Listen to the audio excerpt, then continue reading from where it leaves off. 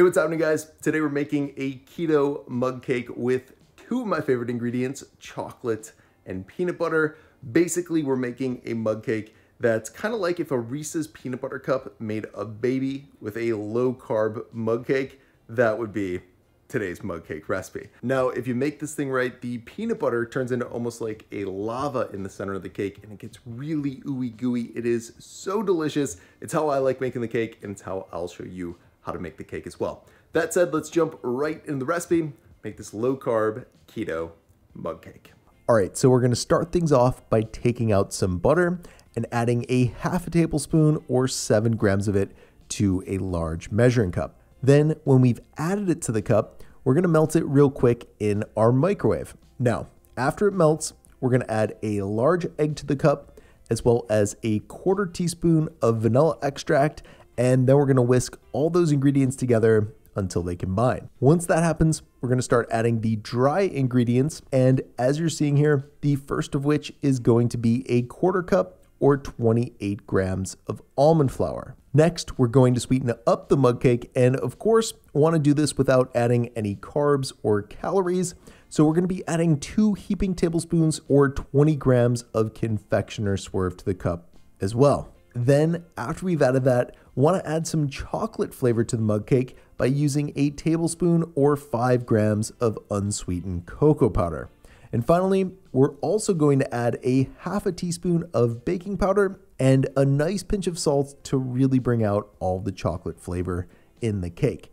Now we're all set to get our spatula out and mix all those ingredients together until a thick chocolate batter like this forms. Then once it does, we're going to coat an 8-ounce ramekin with baking spray and add about 80% of the batter to it.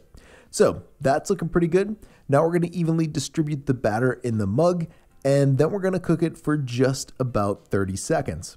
All right, so once it's done cooking, we're going to set it aside and start working on the peanut butter filling for the mug cake. So in a small dish, we're going to add 1.5 tablespoons or 24 grams of some runny, and make sure it's runny, no sugar added peanut butter.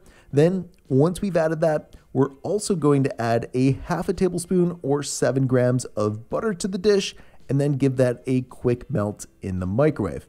Now, once the butter melts down, we'll also want to add 2 teaspoons or 6 grams of confectioner swerve, because Reese's peanut butter is actually quite sweet, and we'll also want to add a nice pinch of salt because it's quite salty as well. So at this point, we're all set to mix our peanut butter filling up until it's well combined, and then when it is, we're going to move our focus back over to our mug cake. As you're seeing here, we want to use a spoon to create a small crater in the center of the cake to hold our peanut butter filling, and then when we've done that, we'll of course want to add our peanut butter filling to it. Okay, so that's looking pretty good. Now we can add the remaining chocolate batter to the top of it.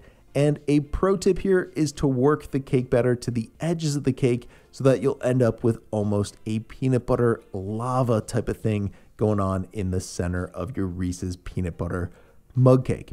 Anyways, once you've got the batter added, I recommend cooking the cake in 15-second intervals, and you'll know it's done when the center is just ever so slightly gooey like this.